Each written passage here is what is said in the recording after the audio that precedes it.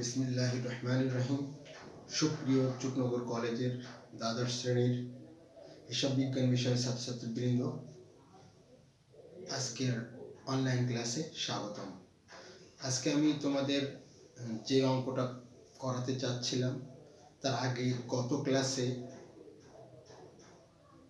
যান্ত্রিক ত্রুটির কারণে ক্লাসটা সম্পূর্ণ লাস্টের দিকে রেকর্ড হয়েছিল না, সেটুকু আগে শেষ করে তারপরে নতুন একটা অঙ্ক আমি এখন করাই দিব তোমাদের।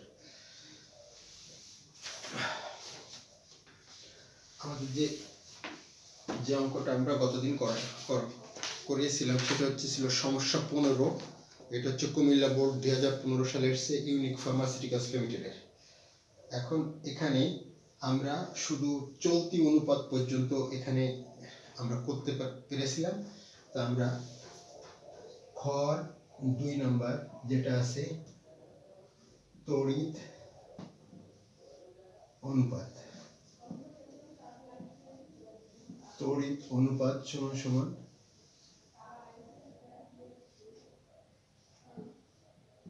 তড়িৎ সম্পত্তি বাই তড়িৎ দায়, তড়িৎ সম্পত্তি বাই তড়িৎ দায়।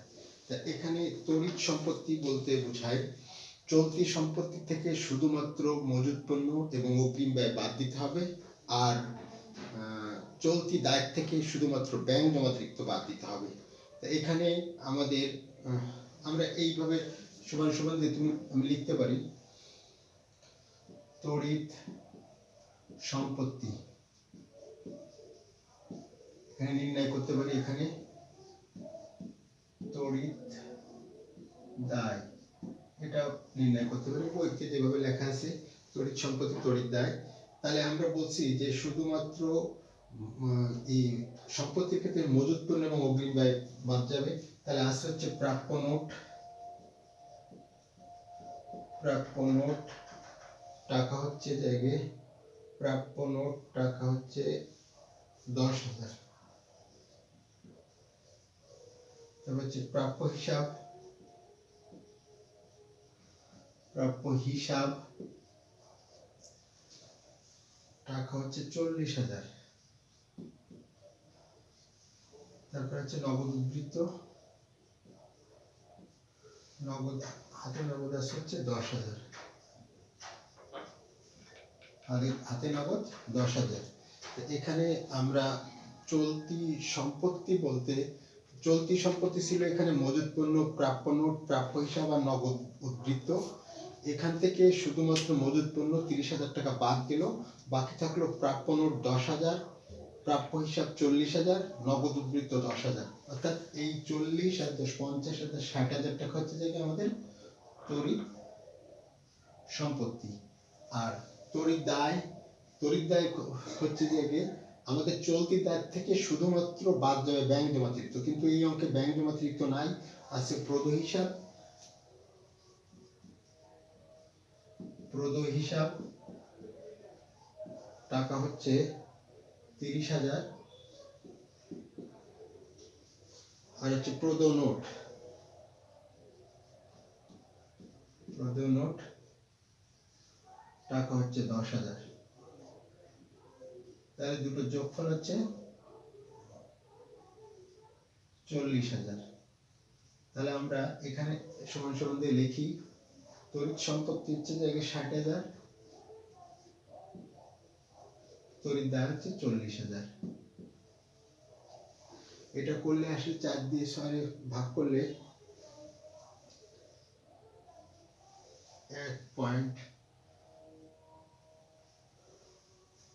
4 দিয়ে 6 ভাগ করলে 1.5:1।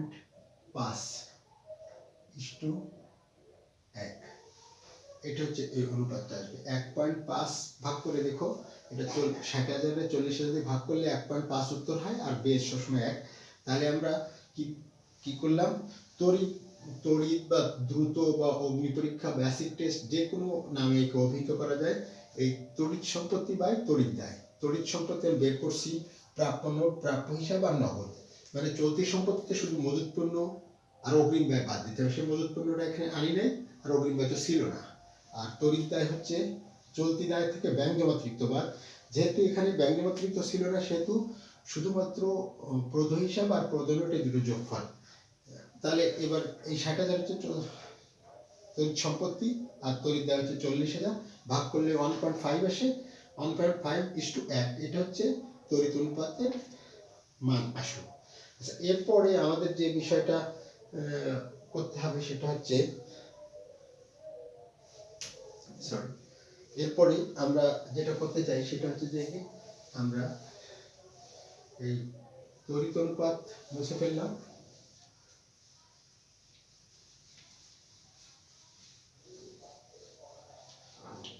মুছে ফেলে আমাদের এরপরে যে অনুপাতটা আছে সেটা হচ্ছে মূলধন গ্যারিং অনুপাত।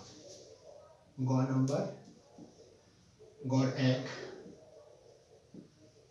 মূলধন গ্যারিং অনুপাত।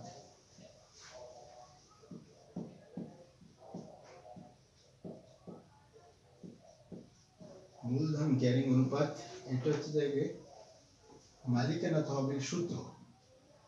মালিকানা তহবিল বাই স্থির খরচ যুক্ত তহবিল। আমাদের এখানে মালিকানা তহবিল আমরা অঙ্ক করার সময় বলছি যে বিগত ক্লাস সময় বলা হয়েছে যে সম্পত্তির দিক থেকেও করা যায়, দায়ের দিক থেকেও করা যায়। তা দায়ের দিক থেকে করলে একটু সুবিধা হয় যে মালিকানা তহবিল হচ্ছে মালিকের শেয়ার মূলধন মানে সাধারণ শেয়ার মূলধন, অগ্রাধিকার শেয়ার মূলধন, সঞ্চিতি এবং উদ্বৃত্ত, এটা নিয়েই মালিকানা তহবিল। এখানে শেয়ার মূলধন আছে 2,10,000, সাধারণ সঞ্চিতি তহবিল আছে 30,000, আর রক্ষিত আর উদ্বৃত্ত আছে 20,000। তাহলে আমরা মালিকানা তহবিল আগে বের করি। মালিকানা তহবিল আমরা এটা একটু শর্ট প্রসেসে করার চেষ্টা করি। এখানে শেয়ার মূলধন আছে 2,10,000, শেয়ার মূলধন 2,10,000, তারপরে আছে হচ্ছে যে সঞ্চিতি তহবিল মানে সাধারণ সঞ্চিতি আছে 30,000, সাধারণ সঞ্চিতি 30,000, আর আছে হচ্ছে যে রক্ষিত আর উদ্বৃত্ত আছে 20,000। অর্থাৎ 2,40,000 আর 20, 2,40,000 আর 2,80,000 টাকা। 2,80,000 টাকা হচ্ছে মালিকানা তহবিল। আর স্থির খরচযুক্ত তহবিল বলতে বোঝায় যে তহবিলের এগেনস্টে সবসময় একটা নির্ধারিত পরিমাণে খরচ অবশ্যই ব্যয় করতে হয়। যেমন ব্যাংকের থেকে যদি স্থায়ী মানে দীর্ঘমেয়াদী ঋণ নেওয়া হয়, বন্ধকি ঋণ, 10% বন্ড বা যে কোনো ঋণ যদি নেওয়া হয়, যে ঋণের এগেনস্টে সবসময় একটা ফিক্সড পরিমাণ খরচ তোমাকে দিতে হবে। এই জাতীয় একটাই মাত্র এখানে আছে 10% বন্ড, 1,00,000 টাকা, যার স্থির খরচযুক্ত তহবিল, সেটা মাত্র একটাই আছে। তাহলে আমরা মালিকানা তহবিল লিখতে পারি 2,80,000 টাকা বাই আমাদের স্থির খরচযুক্ত তহবিল, এটা হচ্ছে 1,00,000 টাকা। এখানে মালিকানা তহবিল আমরা যেটা বলছি যে মালিকানা তহবিল হচ্ছে সাধারণ শেয়ার মূলধন, সাধারণ সঞ্চিত তহবিল, রক্ষিত আয়ের উদ্বৃত্ত। এটা হলো 2,10,000 আর 30, 40 আর 20, 2,60,000, সরি 2,30, 2,60,000, সরি 2,60,000, 2,60,000 এর পরে 1,00,000 দিয়ে ভাগ করলে এটা আসে 2.6, মানে 2.6 মানে আমাদের মূলধন গ্যারিং অনুপাত হচ্ছে 2.6:1। এটা কিভাবে হচ্ছে মূলধন গ্যারিং অনুপাত মালিকানা তহবিল বা স্থির খরচযুক্ত তহবিল। স্থির খরচযুক্ত তহবিল বলতে বোঝায় যে তহবিল আনতে হলে স্থির মানে ফিক্সড একটা খরচ অবশ্যই সবসময় হয়। এর মধ্যে আছে সাধারণত বন্ধকি ঋণ, 10% বন্ধকি ঋণ বা এই বন্ড, তারপরে আছে অগ্রাধিকার শেয়ার। এগুলো হচ্ছে স্থির খরচযুক্ত, মানে লাভ হোক আর না হোক তোমাকে তার সুদ দিতে হবে বা তার মুনাফা দিতে হবে।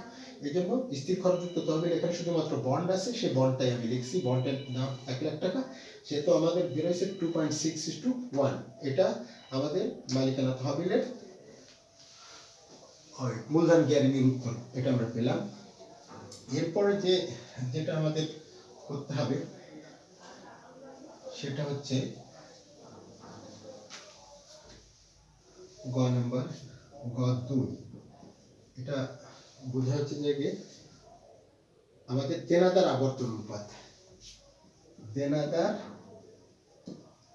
আবর্তন অনুপাত।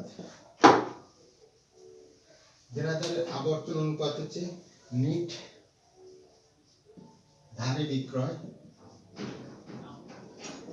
বাই মোট প্রাপ্য হিসাব, মোট প্রাপ্য হিসাব, বা তুমি বলতে পারো এই জায়গায় প্রাপ্য নোট আর প্রাপ্য হিসাবের যোগফল। আচ্ছা, নিট ধারে বিক্রয় অঙ্কে মোট বিক্রয়ের পরিমাণ ছিল 8,00,000 টাকা, 25% বাকিতে বা ধারে বিক্রয় ছিল 8,00,000 টাকার 25% মানে 4/1 অর্থাৎ 2,00,000 টাকা হচ্ছে নিট ধারে বিক্রয়, 2 লক্ষ টাকা। আর মোট প্রাপ্য হিসাবের ক্ষেত্রে যে প্রাপ্য নোট 10,000 আর প্রাপ্য হিসাব 40,000, 10,000 আর 40,000 50,000, তাহলে 50,000 এই ভাগ দিলে 4 উত্তর। এখানে আবর্তনের সেতু বার/গুণ তোমাকে লিখতে হবে, বার/গুণ। দেনাদার আবর্তন অনুপাত এর সূত্র হচ্ছে নিট ধারে বিক্রয় বাই মোট প্রাপ্য হিসাব, বা তুমি আরো অন্যভাবে বলতে পারো যে প্রাপ্য হিসাব আর প্রাপ্য নোটের যোগফল। তা নিট ধারে বিক্রয় কিভাবে পেলাম আমরা? অঙ্কের মধ্যে যেমন এখানে দেওয়া আছে মোট বিক্রয়ের পরিমাণ 8,00,000 টাকা, যার 25% বাকিতে। তা 8,00,000 টাকার 25% বাকিতে মানে 4/1 8,00,000 টাকার 4/1 আসে 2,00,000 টাকা, অর্থাৎ তার ধারে বিক্রয় 2,00,000 টাকা। আর মোট প্রাপ্য হিসাব হচ্ছে প্রাপ্য নোট আছে 10,000 আর প্রাপ্য হিসাব আছে 40,000, এই দুটো যোগফল হচ্ছে 50,000। 50,000 ভাগ দিলে আসে 2,00,000 দিয়ে ভাগ করলে আসে 4, তাহলে এটা 4 বার বা গুণ। এভাবে তোমার অঙ্কটা শেষ করতে হবে। আমরা এরপরে আরেকটা অঙ্ক নিয়ে একটু আলোচনা করব।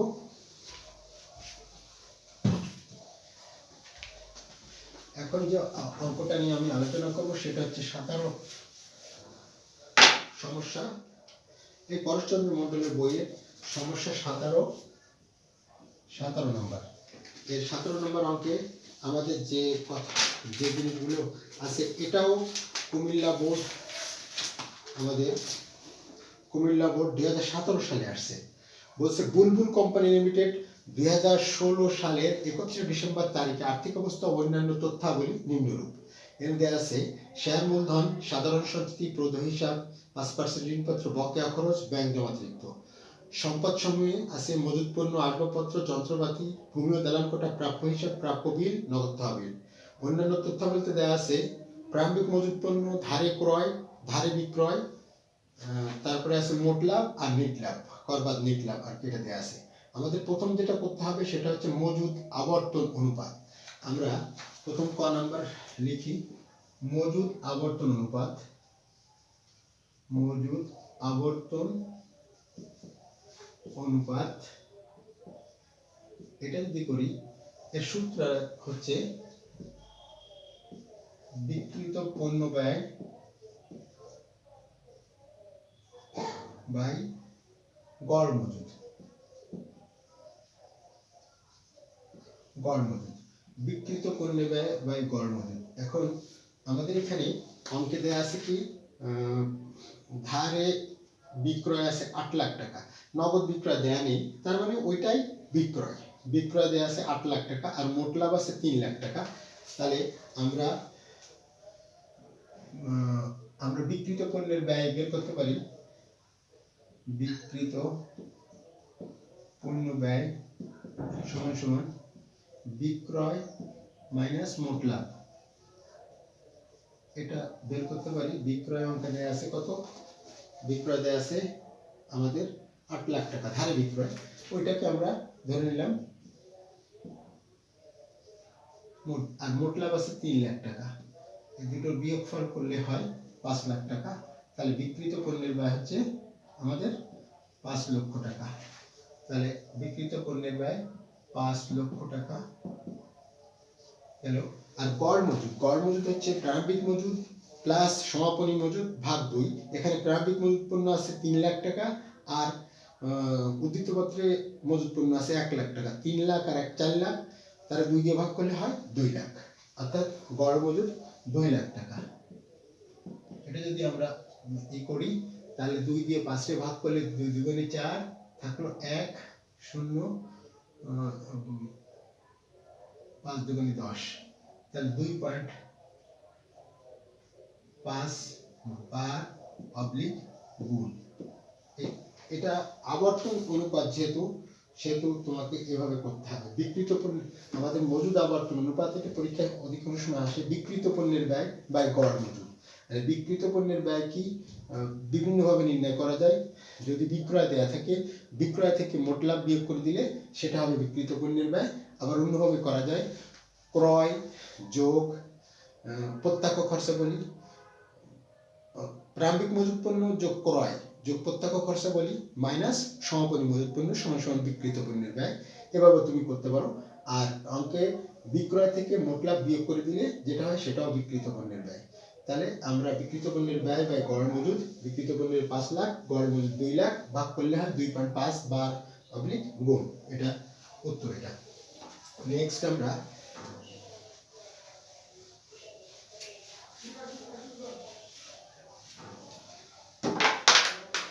নম্বরের 1 আমরা যেটা দেয়া আছে, খন 1 এ আছে কি চলতি অনুপাত তড়িৎ অনুপাত। এই যে দুটো নির্ণয় করতে বলছে। চলতি অনুপাত সমান সমান চলতি সম্পত্তি বাই চলতি দায়, চলতি সম্পত্তি বাই চলতি দায়।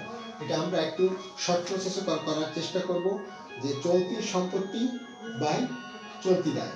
তা এখানে চলতি সম্পত্তি বলতে আমরা বুঝি যে সম্পত্তিগুলো সচরাচর পরিবর্তন হয় এবং যার স্থায়িত্বকাল সাধারণত কম হয়, এই সম্পত্তিগুলোকে চলতি সম্পত্তি বলা হয়। এই চলতি সম্পত্তি আমাদের এই 17 নম্বর অঙ্কে প্রাপ্য হিসাব আছে 2,10,000, প্রাপ্য বিল আছে 1,90,000, আর নগদ তহবিল আছে 1 লাখ। এই তিনটি হচ্ছে চলতি সম্পত্তি এখানে, আর কিছু নাই। 2 লাখ আর 3 লাখ, 2 লাখ আর 3 লাখ, 4 লাখ আর 5 লাখ। আমি চলতি সম্পত্তিগুলো এখানে যদি তুলে দিতে বলো তখন তুলে দিচ্ছি। যেটা হচ্ছে 2,10,000 হচ্ছে জায়গায় আমাদের কি হচ্ছে প্রাপ্য হিসাব। তারপরে প্রাপ্য বিল আছে হচ্ছে 1,90,000, আর আছে হচ্ছে নগদ তহবিল আছে 1 লক্ষ গেল। আর চলতি দায় হচ্ছে এর মধ্যে আছে হচ্ছে আমাদের প্রদ হিসাব আছে 1 লক্ষ, প্লাস আমাদের বকেয়া খরচ আছে 50,000, ব্যাংক জমাতিরিক্ত আছে 50,000। এই হচ্ছে জায়গা আমাদের এই পরিলিখ চলতি সম্পত্তি। তাহলে এটার যোগফল কত আসে? 2 লাখ, 3 লাখ, 4 লাখ, 5 লাখ। সম্পদে আসে 5 লাখ, আর দায়তে আসে 1 আর 1 2 লাখ। ভাগ করলে আসে 2.5:1। 2.5:1 এটা হচ্ছে জায়গা আমাদের মানে এখানে আমরা চলতি অনুপাত বলতে পারি, মানে চলতি সম্পত্তি বাই চলতি দায়। চলতি সম্পত্তি এখানে আছে কি কি, সরি চলতি সম্পত্তি আর একটা বাদ পড়ে গেছে আমাদের, দেখা যাচ্ছে আর একটা মজুদ পণ্য উপরে আছে, আমি খেয়াল করি নাই। এটা হচ্ছে 1 লাখ, মজুদ পণ্য একটা 1 লাখ ছিল। তাহলে এটা হবে জায়গায় 6 লাখ, 6 লাখ বাই 2 লাখ। তাহলে আমাদের আগে হয়েছিল 5 লাখ, একসাথে মজুদ পণ্য শুধু বাদ পড়ে গেছিল মজুদ পণ্য, সেটা হচ্ছে যে 1 লাখ। সেটা দিলে আমাদের আসে 6 লাখ। 6 লাখ বাই 2 লাখ সমান 3:1।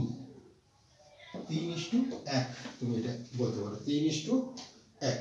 অর্থাৎ চলতি অনুপাত আমরা কি বলছি, চলতি সম্পত্তি বা চলতি দায়। চলতি সম্পত্তির মধ্যে আছে এই প্রথমে হচ্ছে যে প্রাপ্য হিসাব 2,10,000, প্রাপ্য বিল 1,90,000, তারপর হচ্ছে যে নগদ তহবিল আছে 1 লক্ষ, আর মজুদ পণ্য মানে সমাপনী মজুদ পণ্য আছে 1 লাখ, এটা পরে লিখছি। টোটাল মিলে 6 লাখ। আর চলতি দায়ের মধ্যে আছে হচ্ছে যে তোমার প্রদ হিসাব, বকেয়া খরচ আর ব্যাংক জমা অতিরিক্ত মিলে হচ্ছে 2 লাখ। এই 2 লাখকে ভাগ করলে হয় 3, উত্তর হয় 3:1, অর্থাৎ চলতি অনুপাতের মান এখানে আমাদের 3:1 হলো। আচ্ছা, এখানে আরেকটা আছে তড়িৎ অনুপাত, 2 নম্বরে এখানে করে ফেলি। তড়িৎ অনুপাত এর সূত্র একটু আগে আমরা বলছি, তড়িৎ সম্পত্তি বাই তড়িৎ দায়।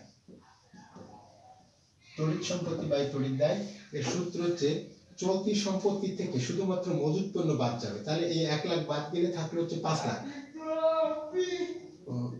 1 লাখ বাদ গেলে 5 লাখ। তারপরে চলতি দায় থেকে শুধুমাত্র ব্যাংক জমা অতিরিক্ত বাদ যাবে। ব্যাংক জমা অতিরিক্ত ছিল হচ্ছে 50,000, তাহলে হচ্ছে 1,50,000। তাহলে আমরা করলে কত পাবো? আমরা এখানে যদি 4টে শূন্য কেটে দিই, এখানে 4টে শূন্য কেটে দিই, তাহলে হচ্ছে 50 ভাগ 15। তাহলে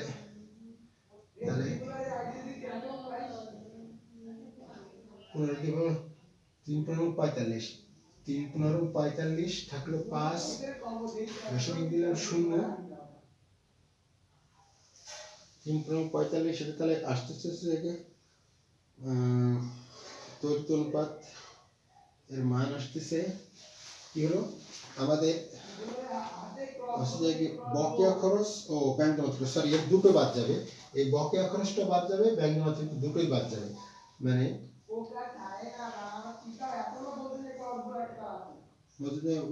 শুধু হচ্ছে ওকে, এটা না বকেয়া খরচ না, এটা অগ্রিম ব্যয় থাকলে হতো। এটা 1.5 লাখ বাদ দিলে হচ্ছে আমি একটু ক্যালকুলেটর করে তোমাদেরকে জানাই। এটা হচ্ছে 50 ভাগ 15, 3.33:1, 3.33:1 তড়িৎ অনুপাতের মান আমাদের তড়িৎ অনুপাত গেল। এরপরে আমাদের যে আছে দেনাদার আবর্তন আর পাওনাদার আবর্তন অনুপাত। আমি একটু এই দেনাদার আবর্তন আর পাওনাদার আবর্তন অনুপাত এটার মুখোমুখি বলেই অঙ্কটা শেষ করব। একটু নিজের একটু শোনার চেষ্টা করো ভালো করে। দেনাদার আবর্তন হচ্ছে, দেনাদার আবর্তনের সূত্রটা একটু লিখে দিই। দেনাদার আবর্তনের সূত্র হচ্ছে দেনাদার আবর্তন সমান সমান নিট ধারে বিক্রয় বাই প্রাপ্য হিসাব প্লাস প্রাপ্য নোট। প্রাপ্য হিসাব প্রাপ্য। আর পাওনাদার আবর্তনের সূত্র হচ্ছে পাওনাদার আবর্তন সূত্র হচ্ছে নিট ধারে ক্রয় প্রদ হিসাব প্লাস প্রদ নোট।